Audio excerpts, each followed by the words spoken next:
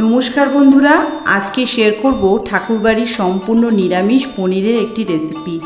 এই তরকারির স্বাদ আরও 10 গুণ বাড়িয়ে দেবে এই তরকারিতে ব্যবহার করা একটা সিক্রেট মশলা।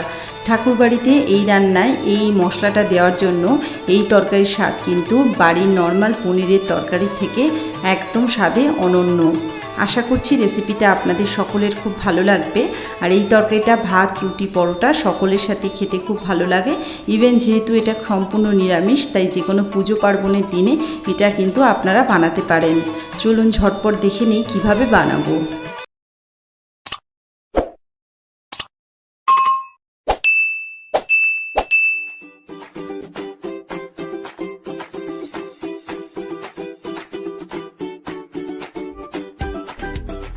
রেসিপিটা বানাবার জন্য এখানে আমি নিয়ে নিয়েছি 300 গ্রাম মতন পনিরটাকে আমি এরকম কিউব করে কেটে নিয়েছি। আর সাথে নিয়েছি এখানে 3টে বড় সাইজের আলু। যে আলুগুলোকে জল দিয়ে ভালো করে ধুয়ে নিয়ে আমি একটু ছোট ছোট করে কিউব করে কেটে নিয়েছি। আর একটা গোটা টমেটো নিয়েছি। বাকি যে মশলাগুলো ব্যবহার করব সেগুলো রান্না করতে করতে আপনাদের সাথে শেয়ার করব। সবার প্রথমে পনিরের মধ্যে আমি দিয়ে দিলাম অল্প একটু হলুদ আর অল্প একটু নুন। পনিরটা আমি নুন হলুদ দিয়ে ভালো করে মাখিয়ে নিচ্ছি।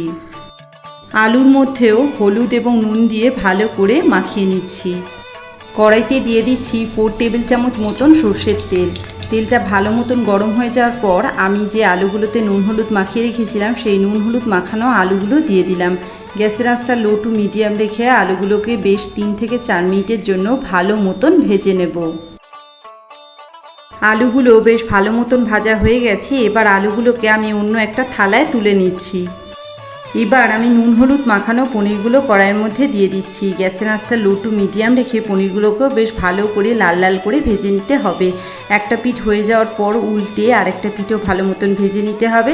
আর এইভাবে পনিরগুলো ভালো মতন ভেজে নিলে তরকারির স্বাদটা কিন্তু খুব সুন্দর এবং খুব ভালো হয়।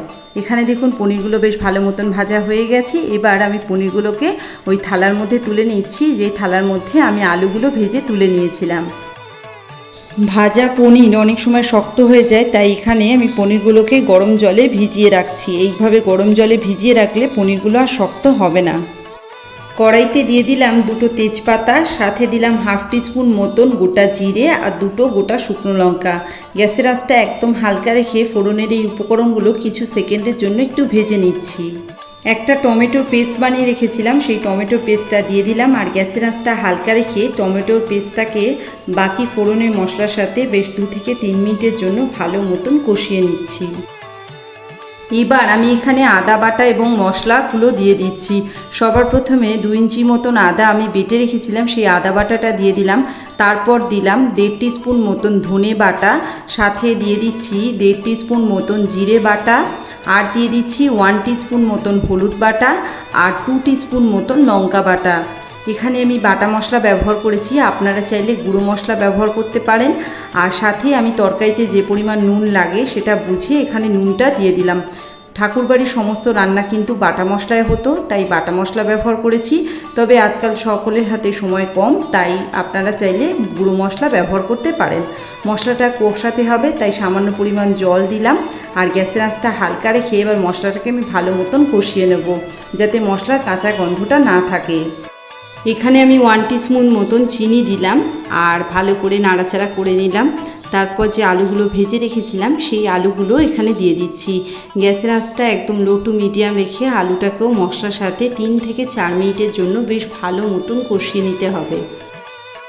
মশলার সাথে আলুগুলো ভালো মতন কষানো হয়ে গেছে। এবার আমি যে জলের মধ্যে পনিরগুলোকে ভিজিয়ে রেখেছিলাম সেই জলটা এখানে দিয়ে দিচ্ছি। এখানে চায়ের কাপের মেপে 1 কাপ মতন জল আছে, আর সাথে এমনি রুম টেম্পারেচারে থাকা জল আরও 1 কাপ মতন দিলাম। সব কিছু ভালো মতন মিশিয়ে নিলাম। তারপর ঢাকা দিয়ে হালকা আছে 5 মিনিটের জন্য রান্না করে নেব। অন্যদিকে চলুন দেখিয়ে দিই যে সিক্রেট মশলাটা কিভাবে বানিয়েছি। ফাঁকা কড়াইতে নিয়ে নিয়েছি হাফ টিস্পুনের থেকে একটু বেশি গোটা ধনে, আর সাথে নিয়েছি 1 টিস্পুন মতন গোটা জিরে। গ্যাসের আঁচটা একদম হালকা রেখে ধনে এবং জিরেটাকে বেশ ভালো মতন ভেজে নিচ্ছি।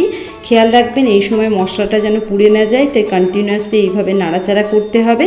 যখন দেখবেন মশলা থেকে খুব সুন্দর একটা গন্ধ বেরোচ্ছে, তখন বুঝবেন যে মশলাটা ভালো মতন ভাজা হয়ে গেছে। মশলাটা দেখুন এখানে বেশ ভালো মতন ভাজা হয়ে গেছে। এবার এগুলোকে আমি শিলে নিয়ে নিচ্ছি। কিছুটা ঠান্ডা হয়ে যাওয়ার পর এগুলোকে বেশ ভালো মতন গুঁড়ো করে নেব। 5 মিনিট পর ঢাকনাটা খুলে দিলাম, আর এখানে আলু আমার 90% মতন সিদ্ধ হয়ে গেছে। এবার ভেজে রাখা পনিরগুলো দিয়ে দিচ্ছি। গ্যাসের আঁচটা এই সময় হালকা টু মিডিয়ামই রাখবো। পনিরগুলো দিয়ে হালকা হাতে একটু নাড়াচাড়া করে তারপর ঢাকা দিয়ে আরও 2 থেকে 3 মিনিটের জন্য রান্না করে নেব। 3 মিনিট পর ঢাকনাটা খুলে দিলাম। তরকারি কিন্তু আমাদের একদম রেডি। একবার ভালো করে নাড়াচাড়া করে দিচ্ছি, আর তারপর এখানে আমি যে ভাজা মশলাটা বানিয়ে রেখেছিলাম সেই ভাজা মশলাটা সম্পূর্ণই দিয়ে দিচ্ছি। আর দিয়ে দিচ্ছি 1/4 টিস্পুন মতন গরম মশলা আর 1.5 টিস্পুন মতন ঘি। সব কিছু ভালো মতন মিশিয়ে নিচ্ছি, আর তরকারিটা আমি 1 মিনিট ফুটিয়ে নেব।